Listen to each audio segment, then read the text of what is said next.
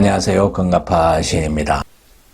1728년 김천택이 엮은 우리나라의 최초의 시조집 청구영언이 보물로 지정된다는 반가운 소식입니다.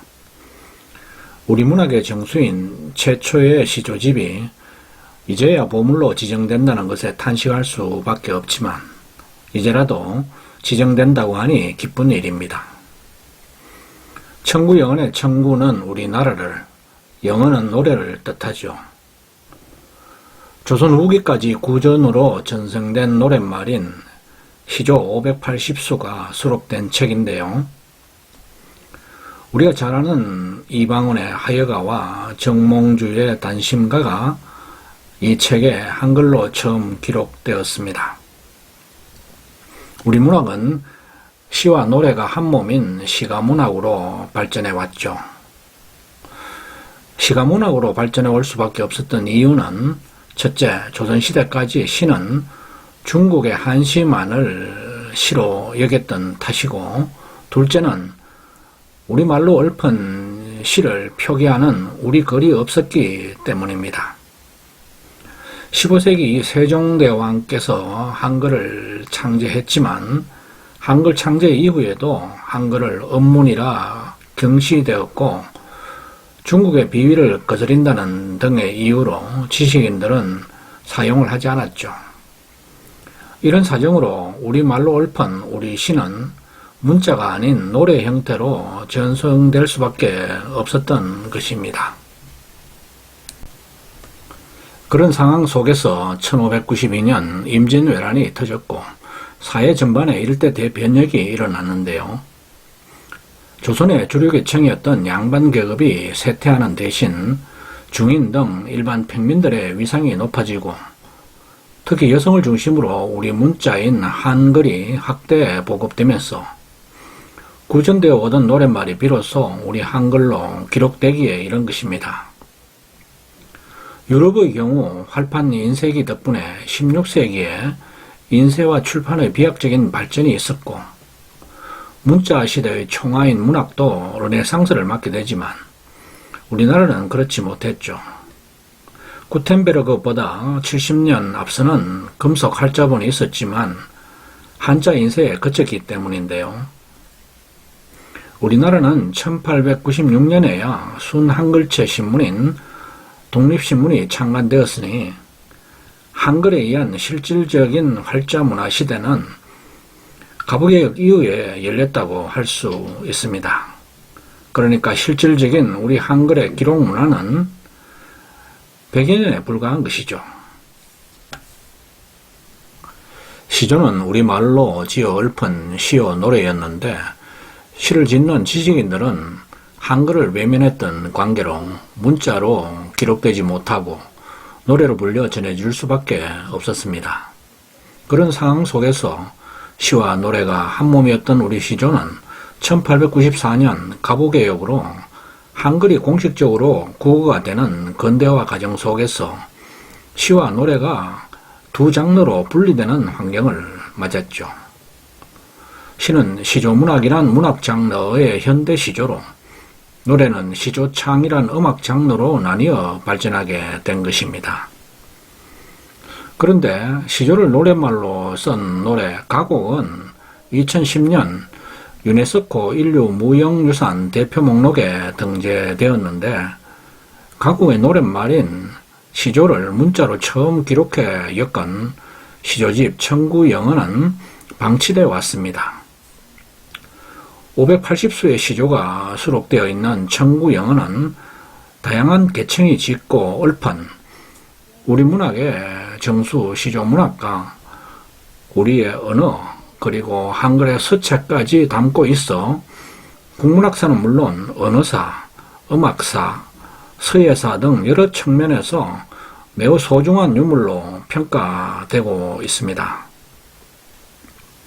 하지만 문학계에서는 이상하게 많이 우리의 전통 시향식 시조를 외면하고 폄훼해 왔는데요.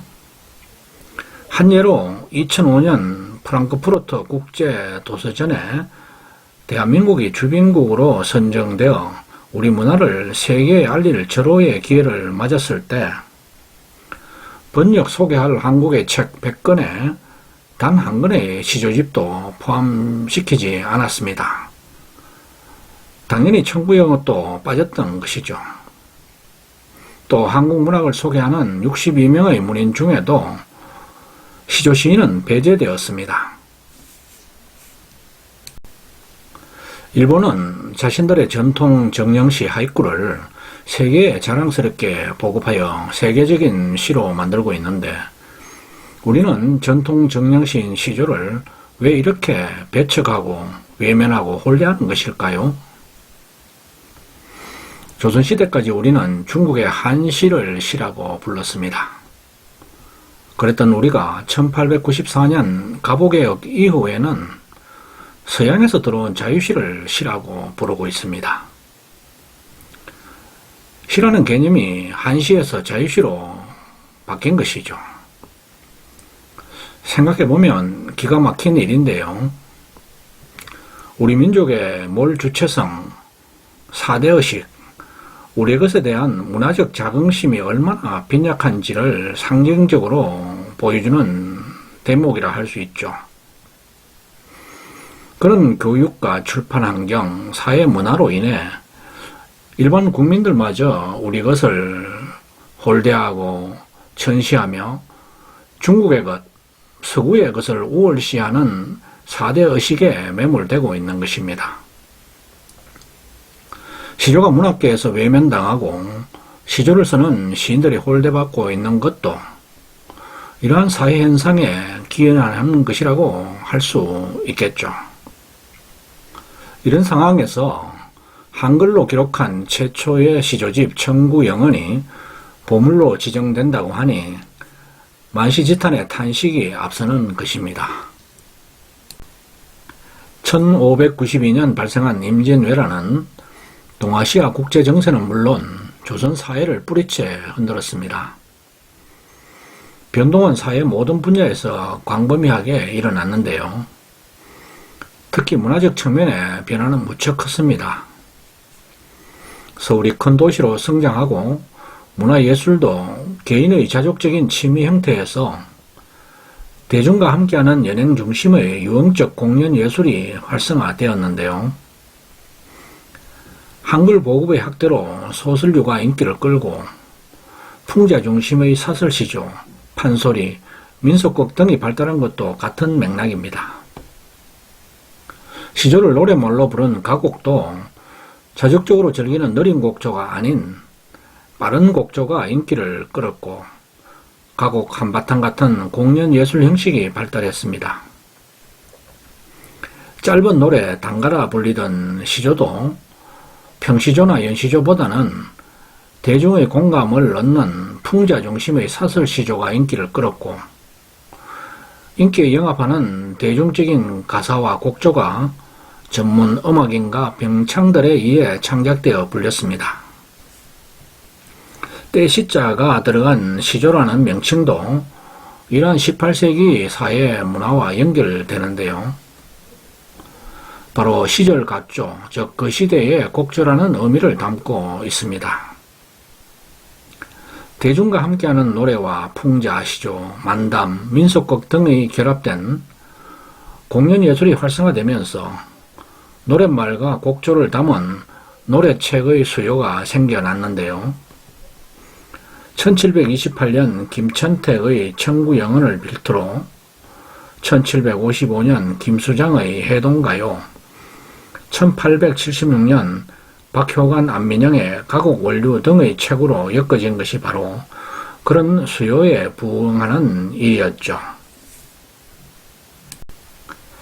청구영언의 구성은 맨 앞에 곡조별로 한 작품씩을 수록한 후 다음에 고려조 작가들의 작품 6수를 싣고 이어서 조선조 작가 41인의 203수, 역대 임금의 작품 5수, 여항인 즉 중인 6인의 65수, 규수 즉 황진이 소백주 매하 3인의 5수, 연대를 알 수 없는 세 사람의 3수, 작자미상의 104수를 실는 방식으로 작가별 배열을 했습니다. 그리고는 3삭대엽 55수, 낚시조 10수를 차례로 싣고 장진주사, 맹상군가 각 1수, 만행청류라는 제목으로 사설시조 116수를 싣고 있습니다. 오늘날 가곡의 전신에 해당하는 앞곡조인 대엽조는 느린 곡조인 만대엽, 중간의 중대엽, 빠른 곡조의 삭대엽으로 나뉘는데 18세기부터는 빠른 곡조의 삭대엽이 크게 유행했습니다. 청구영은 구성은 이렇게 곡조에 따라 분류하거나 동시대의 인물들은 시대 순으로 늘어놓고 시대를 알 수 없는 작자 미상의 작품들은 주제별로 분류를 했을 정도로 그 편집 구성이 치밀합니다. 다시 말해 곡조별, 작가별, 내용별, 시대별 분류가 망라된 것으로 편찬에 기울인 김천택의 정성과 수준을 읽을 수 있습니다. 김천택은 생몰이 분명하지 않아 1690년생인 김수장보다 몇 살 더 많은 것으로 추정이 되는데요. 자신이 80수에 가까운 시조를 남겼는데 사설시조는 한 편도 없고 모두 단시조 작품을 썼습니다.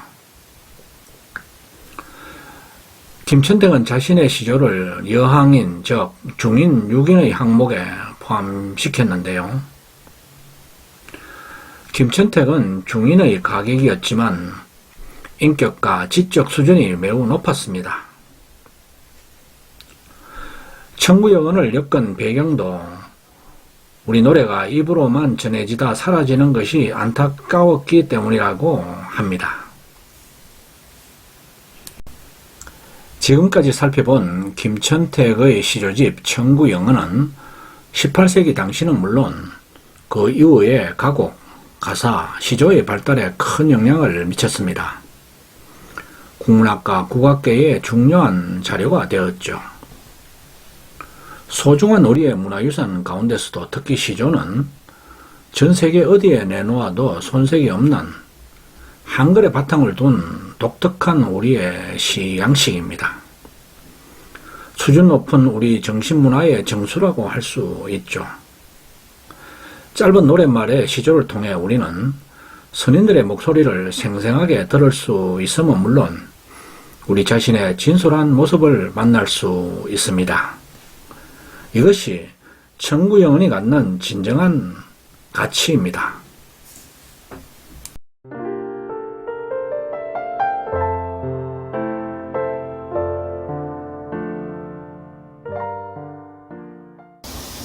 아직까지 금가파TV를 구독하지 않으신 분은 지금 바로 붉은색 구독 버튼과 좋아요, 엄지척, 그리고 종 모양의 알람 설정을 해주시면 감사하겠습니다. 끝까지 시청해 주셔서 고맙습니다.